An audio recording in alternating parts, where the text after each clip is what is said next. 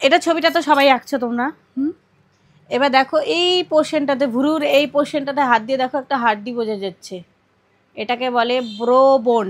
এই জায়গাটায় হাইলাইট হবে, এটা যখন হাইলাইটারের পোর্শনটা বোঝাবো, হাইলাইটারের পার্টটা যখন বোঝাবো তখন তোমাদের এটা বলে দেবো। এই ব্রো বোনটাও হাইলাইট হবে, ইনার কর্নারটাও হাইলাইট হবে। তো আজকে আই এরিয়াগুলোর নামগুলো আমি দেখাচ্ছি। এই যে আমাদের আইয়ের ওপরে যে এই পোর্শনটা, এই পুরোটাকে বলে আইলিড।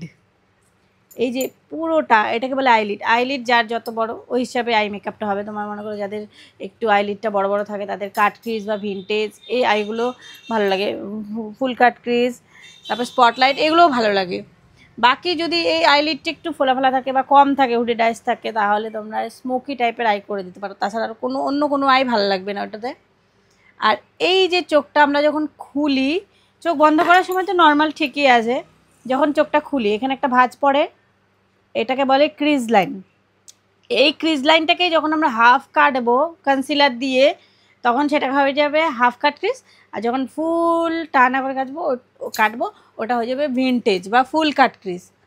এবার চোখের এই যে সামনাটা, এই পাশটাতে তো নাকটাই, এই নাকের সাইডটায় যেটা থাকবে সেটাকে বলবে ইনার কর্নার। ইনার মানে কি ভেতর সাইড, এটা ওই জন্য ইনার কর্নার। আর এটা যেটা বাইরের সাইড, এটা হচ্ছে আউটার কর্নার, বাইরের দিকটা। আর এই লাইনটা হচ্ছে ওয়াটার লাইন, ওকে। আর এই লাইনটা ক্রিজ লাইন আমি বলেই দিলাম, ব্রো বোন বলে দিলাম। আইব্রো আঁকার নিয়মটা তো জানো, আবার বলে দিতে হবে। ওপর নিচ পোর্শনটা টানবো, দেখা যাচ্ছে গো, নিচটা টানবো আর ওপরটা এতটা ছাড়ে টানবো। পূজা ছিলি রে যেদিনকা করানো হলো? এটা হালকাভাবে ব্লেন্ড করবো আর এটা পুরোপুরি ফিল আপ করে দিব। আর কি কালার দিয়ে করব বলো আইব্রোটা? Dark brown colour. এটা পুরোটাই ফিল আপ হবে, এটা পরে করে নিও। আর এই ফ্লাওয়ার মোটিভগুলো, যে ফ্লাওয়ারের যে মোটিভগুলো, এটার একটা শুধু আমি দেখাচ্ছি তোমাদের। এগুলো তো জানোই তোমরা, এগুলো তো উঠাই দিলাম।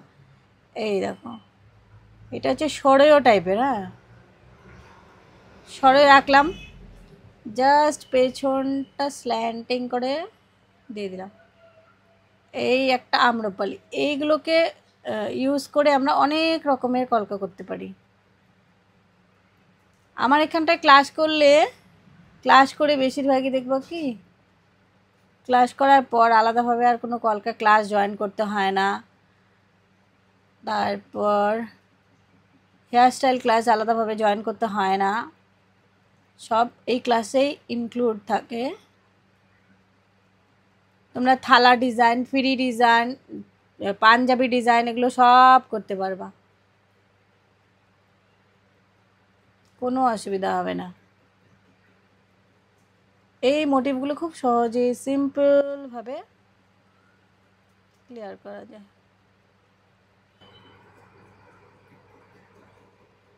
এখানে করতে পারবা? প্রিয়াঙ্কা এসে করো তো একটা।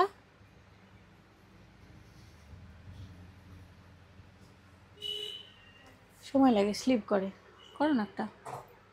এটা করো, এগুলো তুলিতে তো একটা নিয়ে যাবে, কিন্তু ব্রাশে একটু, হ্যাঁ করো, এদিকটা দিয়ে দেখো, সিম্পল করে করো।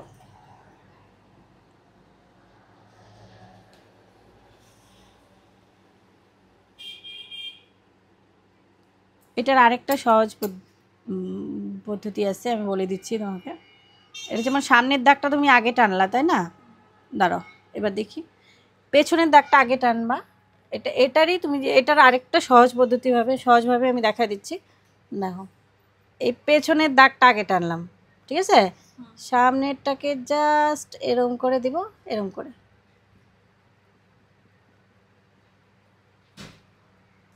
যেটা রাউন্ডের, এটা যেটা বক্সেরটা তো বক্সেই। আর এই পাশে একটা লেজের মতো দিয়ে দেবো হালকাভাবে।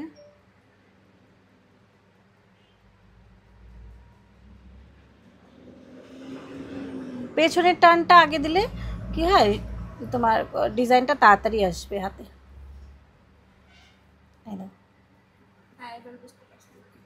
এ দেখো, যদি আম্রপালি তুলি, আম্রপালিরও তো জাস্ট এই টানটা আগে দিয়ে নিচ্ছি, সামনের দিক থেকে টানতেছি তো, এটাও সামনের দিক থেকে টানবো, দেখবা তাড়াতাড়ি হয়ে যাবে। ডিরেক্ট এরকম করে টাইনে দিবা সামনে থেকে।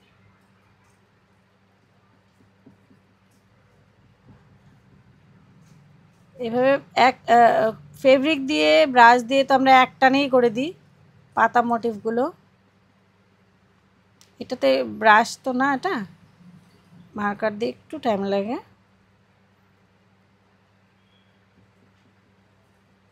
এটা তো সামনেরটা আগে টানছোর জন্য সোজা হয়ে আসছে এদিকটা, পেছনটা দিয়ে পেছন দিকটা আগে দিলে রাউন্ড করে তাহলে সুবিধা হয়। তাহলে রাউন্ডের ব্যাপারটা চলে আসে। এটা যেমন ফ্ল্যাট হয়ে গেল। এই ফ্লাওয়ারগুলোই, এই পাতা মোটিভগুলোই অ্যাড করে এই ফ্লাওয়ারটা হলো, বুঝলা? ব্রাশে ব্রাশে আরও তাড়াতাড়ি হয়, সুবিধা হয়। এটা তো ফিল আপ করতে হয় এটা দিয়েই, না তো আমরা কলকা দিয়ে ব্রাশ দিয়ে তো খুব তাড়াতাড়ি করে ফেলতে পারি, অসুবিধা হয় না।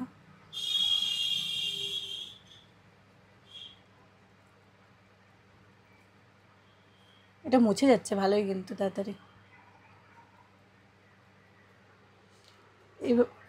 এটাও ফিল আপ করলে ভালো লাগবে দেখতে। আর তোমরা কি বলছিলা কালার যে ব্যাপারটা, হুইলটা, ওটা নেক্সট ক্লাসে দেখা দেবো। সবাই আসুক, আজকে তো সবাই ঢোকে নাই।